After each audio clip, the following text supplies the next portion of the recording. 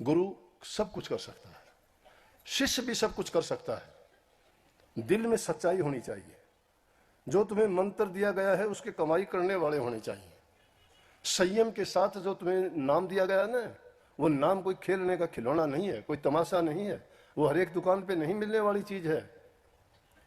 उसको तुम खोलना नहीं। अब नारियल किसी को पकड़ा दे के दे, इसके अंदर जो है नारियल बड़ा खाने में बड़ा स्वादिष्ट है, बड़ा वो पौष्टिक है, बड़ा स्वास्थ्य के लिए अच्छा है, उसके अंदर पानी भी होता है और वो और भी अच्छा होता है।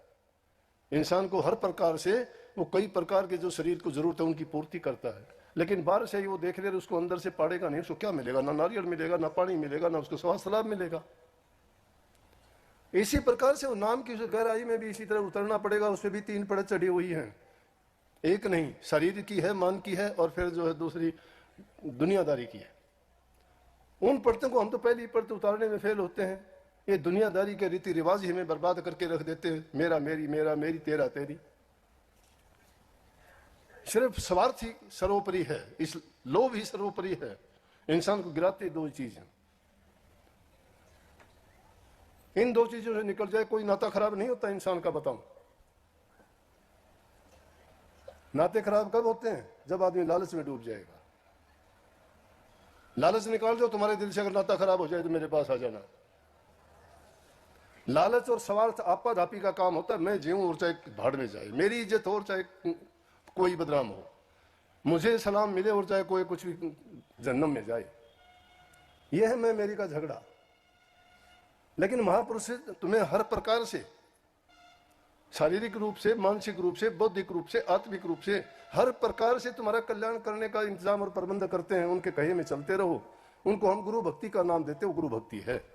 गुरु की आज्ञा का पालन करते चलो। अगर तुम्हें लगता है गुरु मुझे धोखा देता है, गुरु मेरे साथ कपट करता है, गुरु मेरा नुकसान करना चाहता है, तो ना करो। उस गुरु का मुंह माथा भी अगर देखोगे तो तुम्हें पाप लगेगा। वो गुरु नहीं है, पाखंड है वो। उसको समझने के लिए हालात को आदमी समझ जाए। हालात को देख के घबराना नहीं, हालात को देख के संभल जाओ। भरम नहीं, संभल। इसीलिए मेरा वो सभैया है। मेरे साथ ऐसे हालात गुजरे, मैंने लिखी वो बात। लेकिन जानेगा वही जिसने देखी थी, अब उसको जानता था, बाकी नहीं समझेंगे उस बात को। मैंने लिखी, दास कमर कर ख्यास, नहीं तो नाश बात का हो जाएगा। क्यों? मैं क्या करना चाहता था? मैं गुरु के रास्ते पे चला था, गुरु की ड्यूटी, गुरु का काम करना चाहता था। लेकिन बाधाएं अड़चन आई तो मैंने सोचा ये बात कि अगर ख्यास नहीं तो नाश बात का। किस बात का नाश हो जाएगा? गुरु की आज्ञा का पालन नहीं होगा। जिस मिशन और काम के लिए गुरु ने जो तुझे सौंपा था वो नहीं होगा।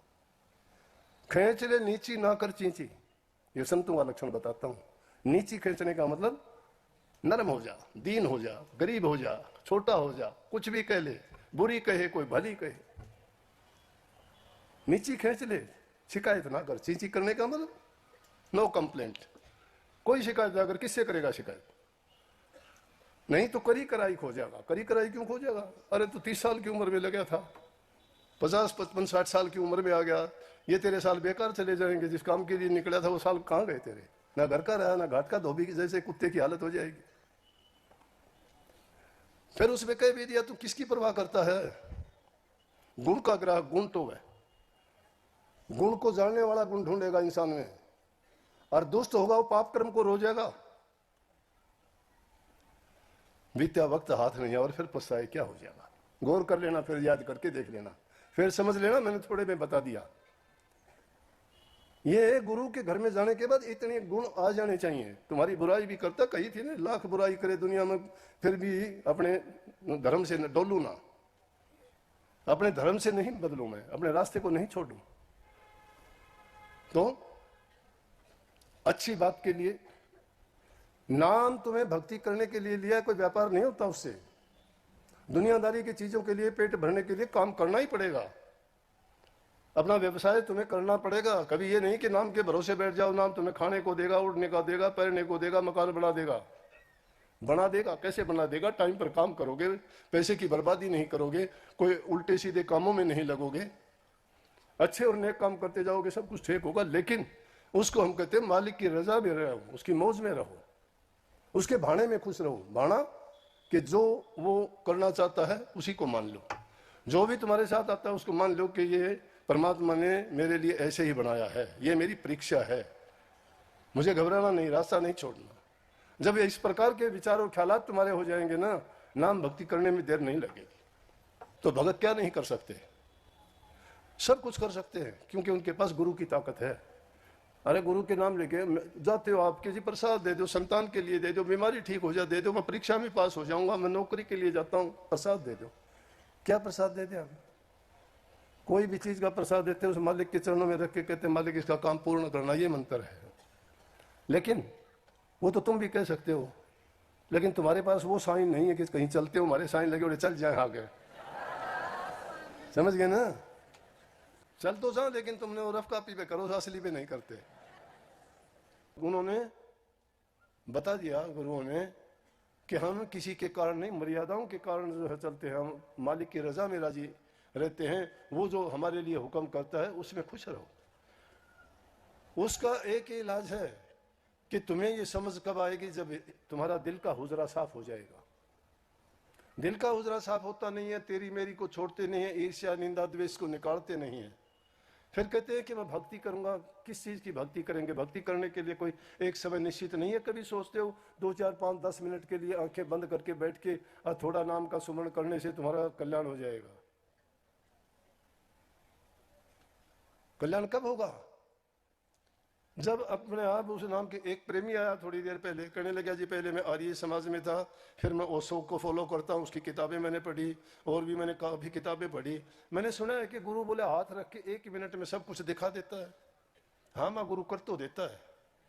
एक तो वो सबके लिए नहीं होता, जिससे गुरु ने काम लेना होता है उसको अपनी ताकत दे के कर देता है, 1 सेकंड में कर देगा, डाकू को भी बना देगा।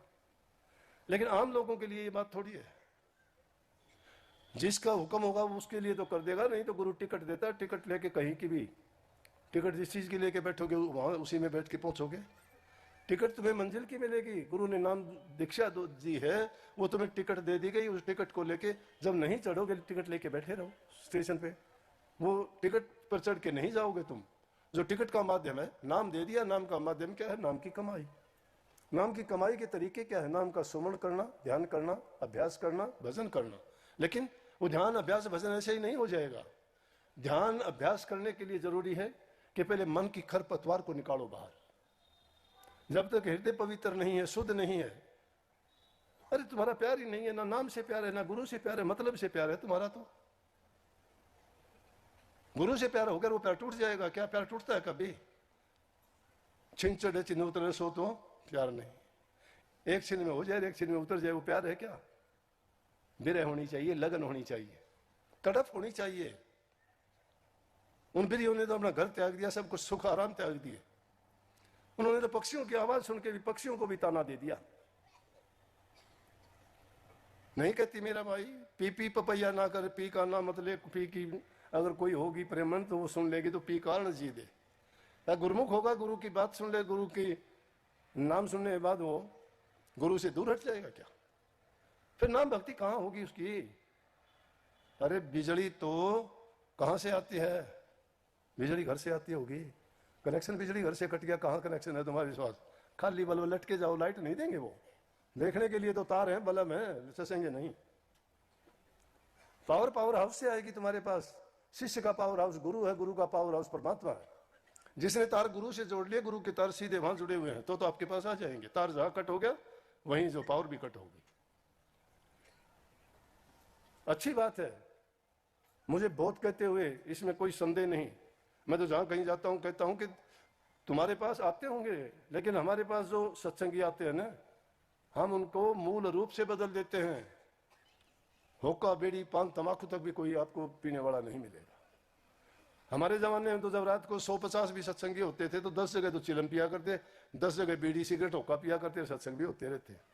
लेकिन मैंने जब इस जगह पे आया, मैंने ये जोड़ दिया नाम के होका बीड़ी का भी नेम करो। मैं खुद पीता था, लेकिन गुरु की शरण में जो गुरु ने जो गुरु समझाते गए त्यों त्यों जो है वो ऐब छूटते चले गए। पीछे मुड़ के नहीं देखा, आगे की तरफ देखा कि और कौन सी सफाई मन की करनी है और कौन सी बुरी आदत त्यागनी है। और वो जब त्याग दोगे, साफ जब शीशा हो जाएगा, तो जब चाहो जब झपकी मारोगे अंदर में तभी रूप देख लेना। दर्शन कौन कराएगा? गुरु करवाने तो लग रहा है, गुरु कहता है कि ये तरीका अपना हो जाएंगे, एक पर नहीं लगेगी, 1 मिनट नहीं लगेगी। लेकिन वो तुम्हारे व्यवहार में, तुम्हारे कर्म में, तुम्हारे जीवन में, तुम्हारे बर्ताव में, तुम्हारे बोलचाल में, तुम्हारे श्रद्धा विश्वास में ये चीजें अडिग होनी चाहिए, भावना होनी चाहिए, विरह होनी चाहिए, लगन होनी चाहिए, दया होनी चाहिए हृदय में। चेतनता के साथ काम होते हैं।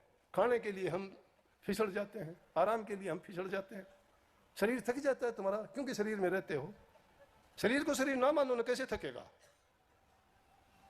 शरीर को शरीर में जीना छोड़ दो, आत्मिक जीवन में प्रवेश करो। शारीरिक और मानसिक दोनों अवस्थाओं को त्याग कर जब ऊपर की मंजिलों में, रूहानी मंजिलों में जब रहोगे, न खाने की परवाह, न सोने की परवाह, न जीने की परवाह, न मरने की चिंता। यह फकीरी की अवस्था और हालत है। जहां जिस हालात में होगे खुश, मगन, मस्त। कोई बुरा करेगा तो भी अच्छा है, जो भला करेगा तो भी अच्छा है। उनके लिए बुरा कुछ है ही नहीं। जिस इंसान के जो विचार होते हैं वो दूसरे में वैसे ही पैदा करना चाहता है, अपने चश्मे नहीं बदलता वो। ये बुराई का चश्मा जब तक लगा रहता है तब तक इंसान सुधार की ओर नहीं बढ़ता आगे। दूसरे का हित करना सोचो, जिस प्रकार से बहन भाई के लिए सोचती है। दूसरे का भलाई करके, हित करके, इज्जत सम्मान और प्यार देके कोई तुम एहसान नहीं करते, अपने लिए तुम अच्छा करते हो। जो इंसान दूसरे का अच्छा करता है उसका बदले में 1000 गुना अच्छा होगा। किसी से प्यार करके देखो तुम्हें कितना प्यार मिलेगा। मुझे कितना प्यार करते हो? मैं तुमसे करता हूं, इसलिए करते हो। मैं अगर तुम्हें आंख दिखानी शुरू कर दूं, तुम भी कहोगे जा तेरे वर्गे गुरु बहुत है। मैं प्यार करता हूं तो ही करते हो ना। मैं नहीं करूंगा तो कैसे करूंगा? नहीं करोगे? नहीं, झूठ बात है। ये अदले का बदला है। दुनिया में जो जैसा करता है वैसा ही पाता है। प्रकृति का नियम और कानून है ये पक्का। लेकिन मैं कहता हूं प्यार नाम ही भक्ति है। जब तक हृदय में प्रेम नहीं है तो हृदय उसका शुद्ध और पवित्र नहीं है। शुद्ध हृदय में ही शुद्ध विचार पैदा होते हैं। शुद्ध विचारों वाला ही भक्ति के रास्ते पे अग्रसर होता है। और जो चीज हमें गुरु से मिलती है, दुनिया में ऐसा सामान ऐसा किसी दुकान पर नहीं मिलेगा जो गुरु की दुकान पर मिलता है। एक ही दुकान है ये। वहां नकली का भी मतलब नहीं है, कोई भी असली मिलेगा। इसलिए जीवन तुम्हारा सफल तभी होगा, दुनियादारी के काम करो, सभी काम करो। मेहनत के बिना कुछ नहीं मिलता इंसान को। जिस व्यवसाय में लगे हो ईमानदारी से, सच्चाई से काम करो। तुम्हें अगर तनख्वाह के 20,000 मिलते हैं तो 25,000 का काम करो। तुम्हारे 20,000 40,000 के बराबर काम देंगे, बरकत देंगे। लेकिन अगर 20,000 तुम्हें मिलते हैं, काम 5,000 का करते हो, तुम्हारे घर में बरकत नहीं होगी। धोखा और दगा ना करो। धोखा दगा करने वाला इंसान कभी सुखी नहीं रह सकता। जानबूझ के अनजाने में कोई चीज हो जाती है तो पश्चाताप करना चाहिए उसके लिए। जो पश्चाताप कर लेता है वो अपने आप को सजा दे देता है। उसके लिए कोई सजा नहीं होती। हमारे मन से सजा जो हमें दे देंगे तो हम तौबा कर लेते हैं कि आइंदा के लिए भविष्य में मैं ऐसा नहीं करूंगा। और जो आदमी अपने आप को पहचानना और जानना शुरू कर देता है वो परमात्मा को जान जाता है। क्योंकि आत्मा परमात्मा की रूप है। परमात्मा का गुण है कि वो सबके हित के काम करता है। इसलिए सारे काम करते हुए ये नहीं कि भक्ति के लिए समय जरूर निकालो। एकांत में बैठ के तुम चाहे कुछ भी करो, चाहे किताब पढ़ो, चाहे कोई कथा पढ़ो, चाहे तुम नाम का सुमन करो, चाहे बीते सुने हुए सत्संग की बातें याद कर लो, चाहे तुम ये याद कर लो कि सत्संग में क्या प्रसाद बना था, कैसे कहां बैठे थे, कौन कौन थे, वो भी तुम्हारे, क्योंकि मन में मलिनता नहीं रहेगी। एकांत में बैठोगे तो तुम्हें पुरानी बात, उसने ये कहा था, उसने ये किया था, उसने ये बुरा किया, अरे तुम्हें उनसे कुछ नहीं मिलना। तुम्हें मिलना अपने सोच से, अपने विचार से, अपने कर्म से। अपना कर्म सुधारो, अपना कर्म बढ़ाओ। जो इंसान अपने कर्म को बढ़ा लेता है उसका जीवन सफल हो जाता है। जीवन का भरोसा नहीं, आज है नहीं, कल नहीं, पल का भी नहीं, एक पल का भी भरोसा है। इसलिए महापुरुषों ने वाणी कितनी अच्छी अच्छी कही है। एक ही लाइन अगर सुन लोगे तो भी मन में कितना पैदा होता है। नाम सुमर ले, सुकर्म कर ले, क्या जाने कल की, खबर नहीं एक पल की, खबर नहीं एक पल की, खोटे मंदे कर्म कमावे। क्या करते हैं? हाँ, सबको याद है ये। इसको समझ भी लो। समझ गए? पढ़ कर याद करके नहीं, समझ लो उसको कि खोटे मंदे कर्म करके पाप की गठड़ी क्यों सिर पे ढोते हो। नेक कर्म करो, नेकी करके भूल जाओ। तुमने किया, अच्छा किया, एहसान नहीं किसी पर, अच्छा कर दिया तुमने, नहीं। लेकिन सबसे उत्तम चीज है नाम का सुमरण करना। खाली ना रहने दो शैतान को। मन से है शैतान, जब भी खाली होगा कोई ना कोई उल्टी सीधी सोच करेगा ये। और उल्टी सीधी सोच के कारण भटका देगा, भरमा देगा, हमें फंसा देगा कहीं ना कहीं। क्योंकि इंद्रियों के शौक बहुत हैं, देखने के हम आशिक, सुनने के हम आशिक, सूंघने के हम आशिक, खाने के हम आशिक। आली पतंग मृग मीन गज जड़त है कि आंच तुलसी वो कैसे बचर जिसके लागे पांच। भोरा, आली, पतंगा, छोटे छोटे उड़ने वाले कीट, मृग, हिरण, मीन मछली और हाथी, गज, ये एक एक इंद्री के स्वाद के बस बर्बाद हो जाते हैं, जीवन खो देते हैं। भोरा फूलों का आशिक है, सूंघने का, घूम घूम करके घूमता हुआ बगीचे में जाता है, सुंदर फूल, अच्छी खुशबू होती है, उस फूल में बैठ जाता है, होश हवास खो देता है।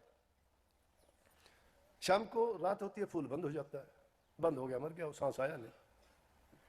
एक उस सुगंधी के कारण, इस नाक की इंद्री के कारण उसमें बंद होकर बर्बाद हो गया, जीवन खो दिया। पतंगा आशिक है देखने का, प्रकाश का, प्रकाश को देख के इतना उसके ऊपर मोहित हो जाता है, उसको छोड़ना नहीं चाहता। पतंगे को परवाना कहते हैं, दीपक को शमा कहते हैं। वो परवाना बन के और उसे दीपक के चारों तरफ घूमता रहता है, घूमते घूमते पंख जड़ जाती है, मर जाता है। पतंगा इस एक इंद्री के कारण, देखने के कारण अपनी बर्बादी करता है, जीवन बर्बाद, उसका खत्म। मृग पुराने जमाने में कला है, गाना कला है, संगीत कला है, बोलना भी कला है। मीठा बोलो, गाना भी अच्छी चीज है, जो भी शब्द गाते हो मन को मोह लेते हैं, आदमी के दिल में कुरेद पैदा करते हैं। एक शब्द रुला देता है आदमी को, एक शब्द हंसा देता है। कोई रोचक है, कोई भयानक है, कोई यथार्थ है और कोई चेतावनी भरा भी है। अनेक प्रकार की वाणियां उसी प्रकार की हालत हमारी बना देंगी। बिरह है, उनमें प्रेम है, वो हमारे हृदय में जागृति पैदा करते हैं। हिरण सुनने का, कानों का आशिक है। पुराने जमाने में हिरण को पकड़ने वाले जंगल में जाके और वहां पर बीना बजाते थे, तो कहते हैं ना, पक्षी भी रुक जाते थे। गलत नहीं है ये, जानवर भी आ जाते थे सुनने के लिए। वो हिरण जब उस नादों की आवाज को सुनता था और वहां कुछ नहीं देखता, उसी की ओर देखता हुआ जाके बजाने वाले के ऊपर गर्दन डाल देता था, उसको नहीं पता था तेरी मौत है, और वो उसको पकड़ ले जाते थे। मछली, मछली जिह्वा के स्वाद के बस डूबती है। एक छोटा सा मांस का टुकड़ा एक मुड़े हुए तार में लगा के पानी में डालते हैं, उसको खाने के लिए आती है। मैं दुबई गया 2-3 बार, वहां एक बड़े झील थी, उसके ऊपर सुबह सुबह रोजाना मछली पकड़ने वाले ये करते, कोई दूसरे छोटे मोटे जानवर की टांग तोड़ के, उसका कोई टुकड़ा तोड़ के तार में डाल के पानी में छोड़ देते, और उसको खाने के लिए आते। तो धागा खींचता तो उसको खींच के बाहर निकालते, बड़ी बड़ी मच्छियां भी पकड़ के बाहर आती। मैं देखो ये खाने के शौक के कारण, ये जब मुझे याद आया तो कबीर साहब का, वहां देखो ये हालत है मछली वाली, कि जिह्वा के स्वाद के कारण उस टुकड़े को ना खाती तो अपनी जीवन क्यों बर्बाद करती, लेकिन उसके लालच में उसमें फंस के और अपने जीवन बर्बाद कर दी। इसी प्रकार से 5वीं चीज का जो नाम लिया वो हाथी। हाथी कामी होता है, काम वासना उसमें ज्यादा होती है। वो हथनी जब भी देखता है उनकी तरफ भागता है। तो हाथी को पकड़ने वाले क्या करते थे, भारी भरकम जानवर है, 1, 2, 4, 10, 20 आदमियों से तो पकड़ा नहीं जाता, लेकिन उसका इलाज क्या करते, गहरा गड्ढा खोद के और उसको ढक देते थे, फूस वगैरह डाल के, थोड़ी मिट्टी डाल के, और उसके पास में एक हथनी खड़ी कर देते, कागज की बना के नकली। तो दूर से वो देखता कि हथनी है ये, और वो भागता हुआ आता आते गड्ढे में गिर जाता, गड्ढे में गिर जाता है। इसको पकड़ लेते, पकड़ के या तो लकड़ ढोते, उससे सर्कसों में काम लेते, बोझा ढोते, सवारी करते, या उनको सजावट की जगह राजा महाराजाओं के दरबारों में, सेना में, इन चीजों में उनका प्रयोग करते। बंदवा और गुलाम बन के काम करता, कामी होने के कारण, काम वासना के कारण। इसलिए कबीर साहब ने समझाया कि अरे, तुलसीदास की बात है ये, तुलसीदास ने समझाया कि अरे भाइयों, दुनियादारी के लोगों, कि देखो हम सारी इन 5 चीजों के गुलाम हैं, ये 5 इंद्रियों के आशिक हैं। और इन 5 इंद्रियों का आनंद कौन लेता है, जिसका आनंद लेना होता है मन उसी पे जाके बैठता है। तो इसलिए मन शैतान है, ये शैतानी वाले काम सभी करवाता है। इसीलिए जो मन से काम करते हैं हम उसको मनमुख कहते हैं, कि मन मर्जी के काम करने वाला मनमुख है। लेकिन गुरु की आज्ञा में चलने वाला और गुरु के कहने में काम करने वाले को हम गुरुमुख कहते हैं, कि गुरु से जो मुख से वचन निकलते उसका जो पालन करता है गुरुमुख है, गुरु की आज्ञा में चलता है। इसलिए कही कि जो एक एक इंद्री के बस होने वाला अपना जीवन बर्बाद कर देता है। भले पुरुषों, आपके तो 5 लगी हुई है, खाने के तुम शौकीन, देखने के तुम शौकीन, कामी तुम, हर प्रकार की 5 इंद्रियों के भोगी हैं हम। और उन भोगों के कारण रोग होता है, रोग के कारण शोक होता है। इसलिए उन स्वादों के बस को छोड़ के एक ही स्वाद में अगर ले लो, तो प्रभु के नाम में सारे स्वाद हैं, लेकिन वो स्वाद मन में नहीं आएंगे, वो आत्मा को मिलेंगे। उसमें आत्म शक्ति जागृत होगी। आत्म शक्ति जब जागृत होगी, तुम आत्म निरीक्षण करोगे, आत्म परीक्षण करोगे, आत्म बल को जगाओगे आत्मविश्वास के द्वारा। जब तक ये आत्मविश्वास नहीं है, आत्म बल आदमी को नहीं पता कि तेरे अंदर कितनी शक्ति है। क्या तो ये इंसान खुद ब्रह्म है, ब्रह्म का वास है इसमें। ये कहीं और कहीं खोजता है, ये इसकी भूल और गलती है। इसलिए इन चीजों में ना पड़ के, लेकिन उससे पहले दुनियादारी की चीजों की ओर भी ख्याल कर लेना चाहिए।